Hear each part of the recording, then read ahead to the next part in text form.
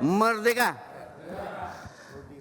Terima kasih Pak Trimet, karena saya sementara menggantikan Pak Ketua yang lagi ke belakang. Tadi menarik antara Pak Kabar Eskrim dengan Pak Trimet. Emang benar Pak begadang bersama Pak? Sebelum ke Pak Rudi Masud, saya hanya dua. Yang pertama, tuntutan masyarakat Pak Kapolri, seorang tersangka Ferdi Sambo belum dilihatkan ke publik selama di Brimob. Yang kedua, revolusi mental secara menyeluruh dari atas sampai ke bawah segera Bapak lakukan untuk kepentingan institusi besar kepolisian Republik Indonesia. Terima kasih, Pak Rudi. Terima kasih pimpinan.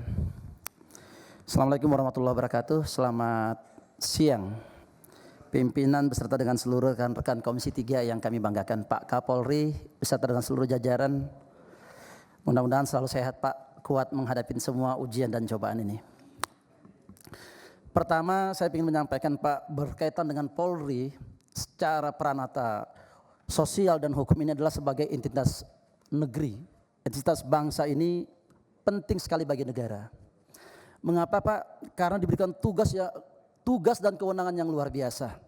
Tidak hanya untuk melindungi, tetapi juga dalam mengayomi masyarakat dan seluruh lingkungannya. Ini adalah peranata sosial ini Pak. Dan secara manajemen saya apresiasi apa yang dilakukan dan tindakan Pak Kapolri adalah melaksanakan manajemen untuk opsi paling cepat, paling tepat serta efektif dan efisien, yaitu mengembalikan citra polisi kepada publik. Maka Polri ini wajib melaksanakan dengan tempo yang sesingkat-singkatnya.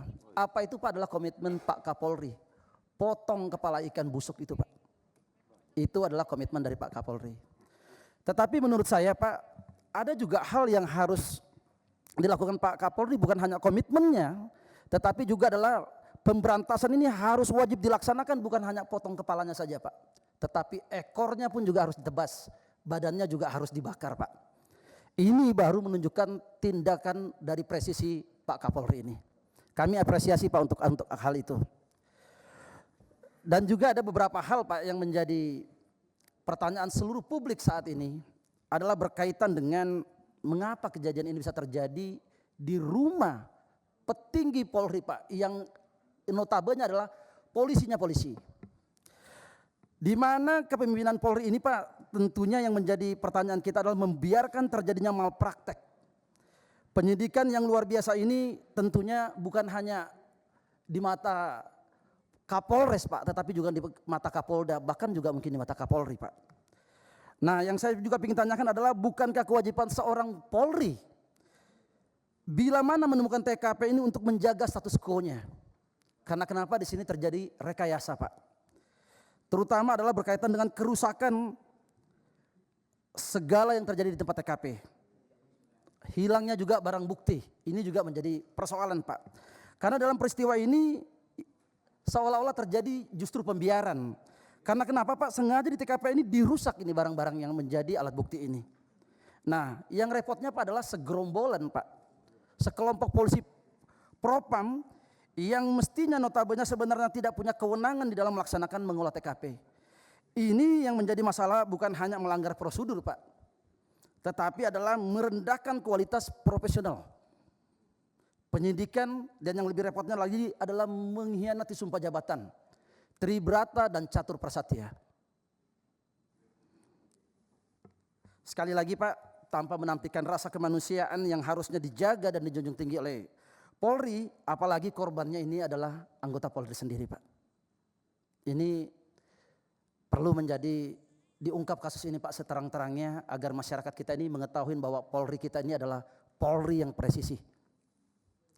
Dan juga ada yang ingin beberapa hal yang ingin saya sampaikan Pak, adalah berkaitan dengan momentum. Momentum perubahan internal ini sangat-sangat penting Pak, terutama di seluruh aspek organisasi. Karena kenapa? Yang mesti harus dilakukan adalah bukan hanya jangan langkah-langkah pragmatis Pak dan pencitraan saja, tetapi yang paling penting adalah Polri menggunakan momentum ini untuk bisa berbenah mulai dari tataran kepemimpinan, manajerial, Dan tentunya juga adalah berkaitan dengan pelaksana teknis. Penting sekali ini Pak Kapolri. Karena kenapa masyarakat kita ini, bangsa ini sangat menaruh harapan yang besar dengan kepemimpinan Bapak.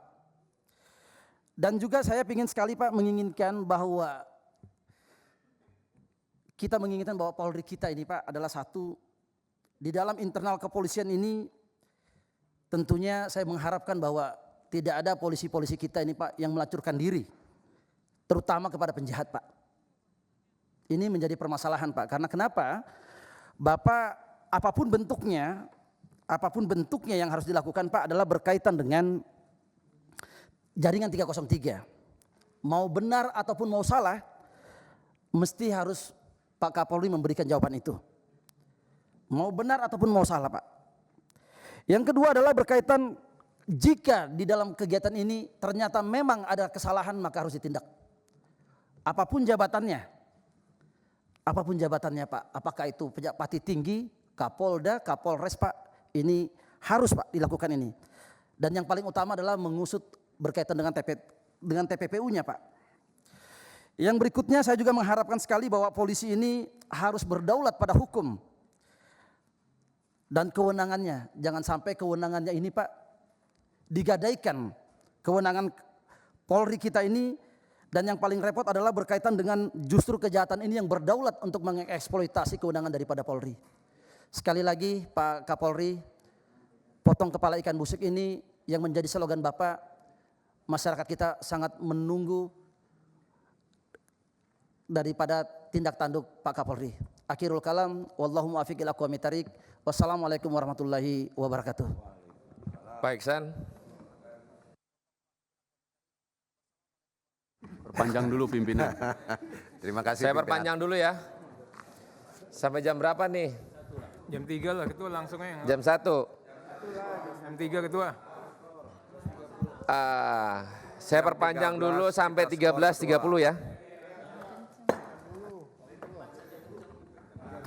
Terima kasih pimpinan. Assalamualaikum warahmatullahi wabarakatuh.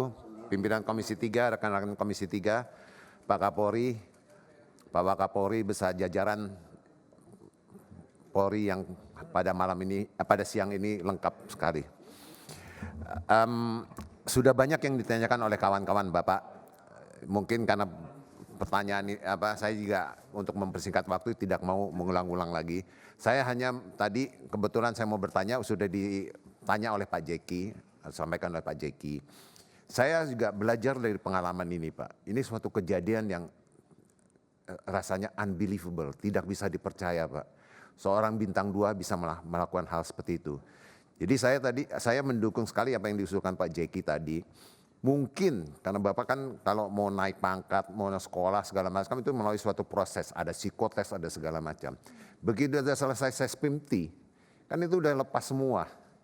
Sementara jabatan makin tinggi itu bukan juga tekanan psikologis dan tekanan lain-lain itu hilang Pak.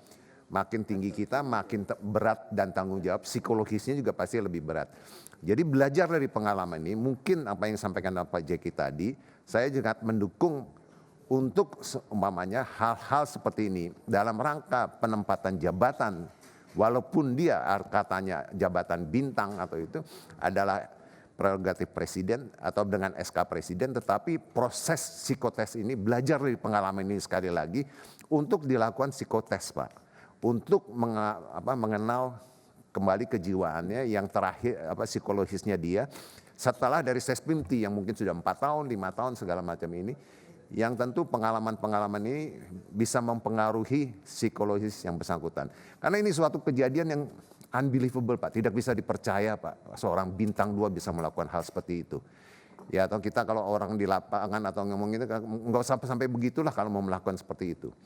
Ya jadi itu aja Pak Kapolri titipan saya, pesan saya, dan lebih kurangnya saya mohon maaf. Billahi taufik